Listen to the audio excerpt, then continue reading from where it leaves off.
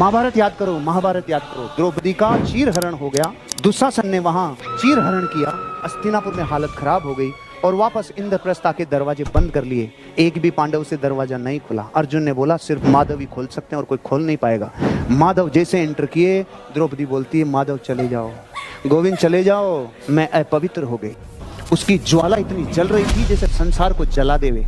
उस टाइम जो कृष्ण ने कहा मैं पूरे जीवन भूल नहीं पाया। उन्होंने कहा क्षमा कर दो, क्षमा कर दो, दुर्योधन को क्षमा कर दो। द्रौपदी के पांव से जमीन निकल, अभी तो हालत खराब करवा के आए और ये मेरा अपलाइन है, मेरा सीनियर है, कह रहा है क्षमा कर दो।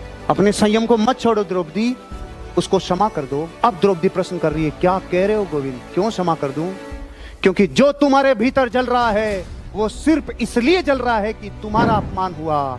जिस दिन इंसान इतना स्वार्थी होता है ना, तो लॉ ऑफ अबंडेंस का दरवाजा नहीं खुलता।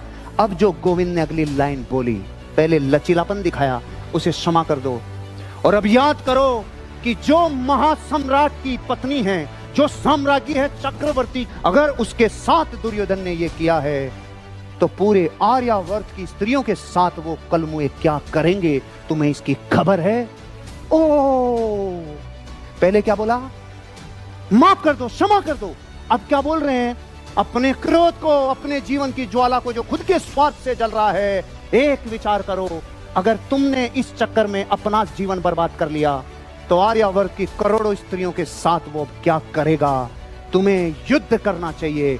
जब आप अपने लिए लड़ते हो, इसे स्वार्थ के लिए लड़ाई कहते हैं, और जब आप अपने अस्तित्व और अपने सोसाइटी के अस्तित्व के लिए लड़ते हो, इसे धर्म युद्ध कहते हैं। तब उसने माफ किया, तब उसने माफ किया। सोचो यार, अपने को कोई एक गाली देता है, पूरे जीवन साल अपन उससे बात नहीं करते।